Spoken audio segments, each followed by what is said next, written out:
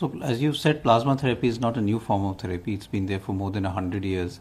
Used first time in the 1918 pandemic and has been used in number of diseases, including polio, more recently in the MERS coronavirus. And there are two small studies of around 6 and 10 patients where it has been shown that it may be useful.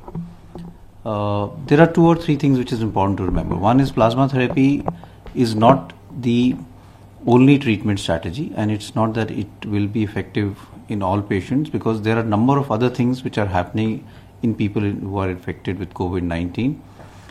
They have what we call acute respiratory distress syndrome. There is a lot of infarction occurring in the lung. They also have what we call a cytokine storm. A lot of inflammatory markers come into the blood, which are not going to be treated by just plasma therapy. So it's a holistic treatment which needs to be done. Second important issue to understand is that plasma therapy is having people who have recovered, and after their recovery, 14 days after they're negative, willing to give their blood from which the plasma is taken. Also, the blood that they give has to have good amount of antibodies.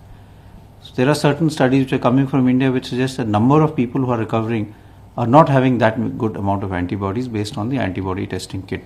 So we have to be careful about what treatment we are giving, because that has to have good amount of antibodies. And then giving it to sick patients.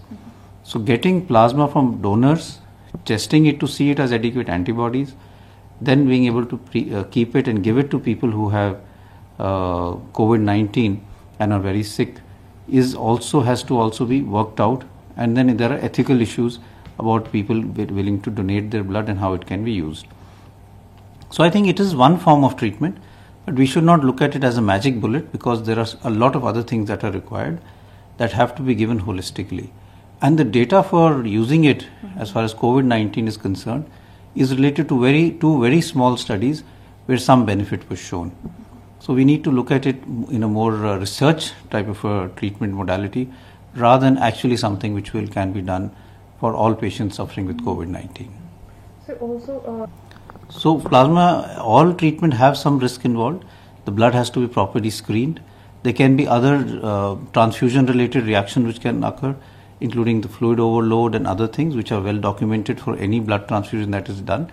And that is something that we need to keep in mind as it is for any treatment. But otherwise, having said this, in terms of treatment, it is a relatively safe form of treatment.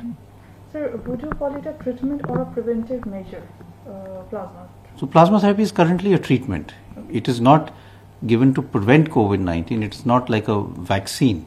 It's basically antibodies, so they give passive immunity to someone who is already having active disease, and that is how we're looking at it. Sir, how hopeful are you recently that antibody of the patients recovering is not that high? So what I'm trying to say is we will have to select patients properly. Just taking plasma from everyone who has recovered and giving it to a sick patient may not be enough. We will have to do a detailed antibody titer testing to see what is the degree of antibodies in the plasma, and then be able to say that yes, this person who has donated blood has good antibodies and it could be given. So I still feel that it needs to have rigorous research which is being done in many hospitals in India, including our hospital, before we are able to say that this is a good and effective treatment. Sir, in India, is it related or is it anyhow been effective for the COVID to combat? So COVID, there is a lot of feeling that if we have very high temperature, we may be able to have a decrease in the number of cases of COVID-19. It is true that the virus dies more quickly in temperatures which are that high, but we must remember two things. One is that the infection is also happening in other tropical countries, Singapore and Brazil, where the temperature is tropical and again more than 30 degrees centigrade.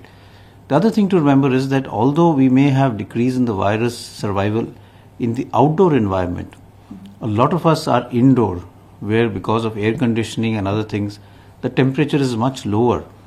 And if someone has infection there, is coughing or is touching surfaces, the virus will survive in the indoor environment for a longer period, and there the infection can still be transmitted. It could be your office, it could be shopping malls, it could be other indoor areas.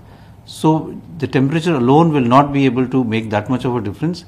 We have to have social distancing, hand washing to be done as we are doing right now to prevent the spread of the infection. Sir, recently, sir, what is your take on it, sir? So although the cases have increased 21,000, the number of cases per day has not spiked that much. We have seen over the last 1 month that the cases have been steadily increasing. There's no sharp spike, and that has not caused a huge strain on the healthcare facilities. We don't have a very large number of patients who are in ICU, and our ICU still can handle the load which is coming.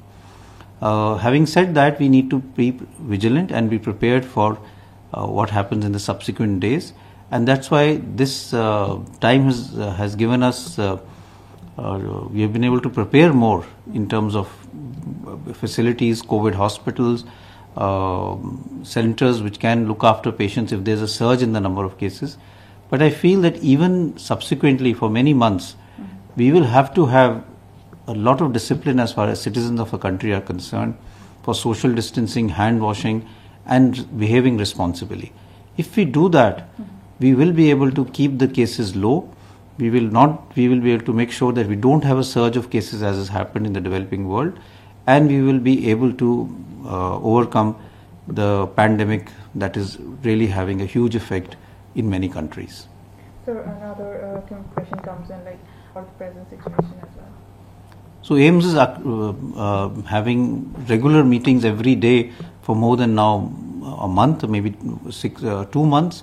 Planning has been going on. We have converted our NCI Jhajjar into a quarantine facility. Our trauma center has totally been converted into a COVID hospital, and trauma has been moved to the main hospital.